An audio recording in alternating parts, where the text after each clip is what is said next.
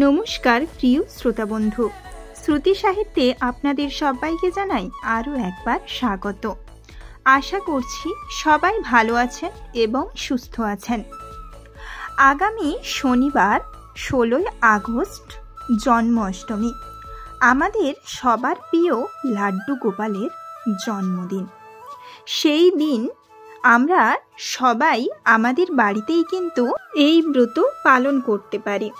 তার আগেই ছোট্ট করে কৃষ্ণের কথা বলে রাখে। কৃষ্ণের জন্ম বৃত্তান্ত আমরা সবাই জানি।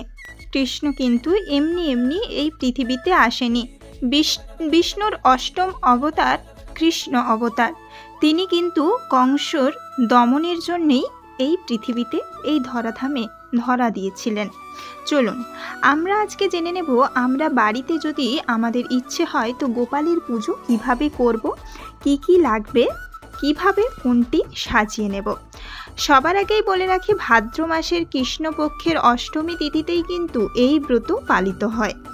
স্ত্রী ও পুরুষ সকলেই কিন্তু এই ব্রত করতে পারেন। তিল, ফুল, তুলসী পাতা, দূর্বা, ধূপ, দীপ, পঞ্চগব্য, পঞ্চগুঁড়ি, আলো চালের নৈবেদ্য, ফলের নৈবেদ্য, পাট, বালি, 5 বর্ণের গুঁড়ো, মধু, পর্কের বাটি, আসন, অঙ্গুরি, পূর্ণপাত্র, দই, মধু, চিনি, তেল, হলুদ। ব্রতের আগের দিন নিরামিষই সংযোজন করতে হবে, নিরামিষই খাবার খেতে হবে। আর ব্রতের দিন কিন্তু উপোস থাকতে হবে। কুল পুরোহিত দিয়ে পুজো করিয়ে তাকে দক্ষিণা দিন এবং ভোজন করান, প্রসাদ বিতরণ করুন।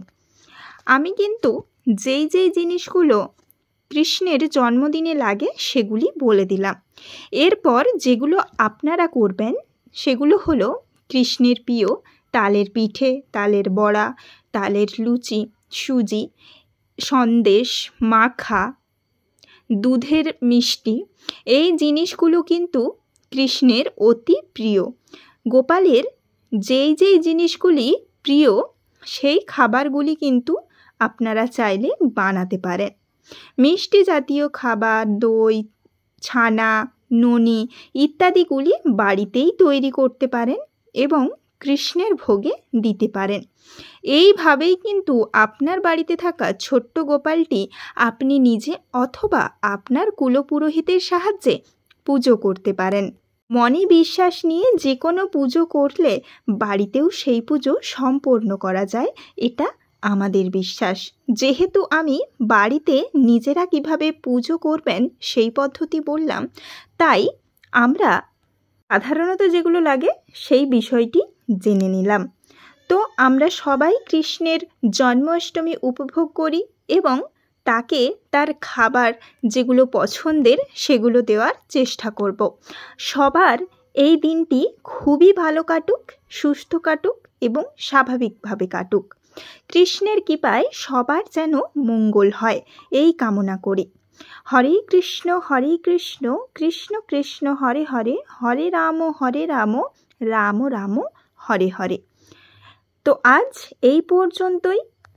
আগামী এক সপ্তাহে নানান ধরনের কৃষ্ণের লীলা এই চ্যানেলটিতে আসতে থাকবে, তাই সবার আগেই সাবস্ক্রাইব করে পাশে থাকা বেল আইকনটি অন করে দেবেন।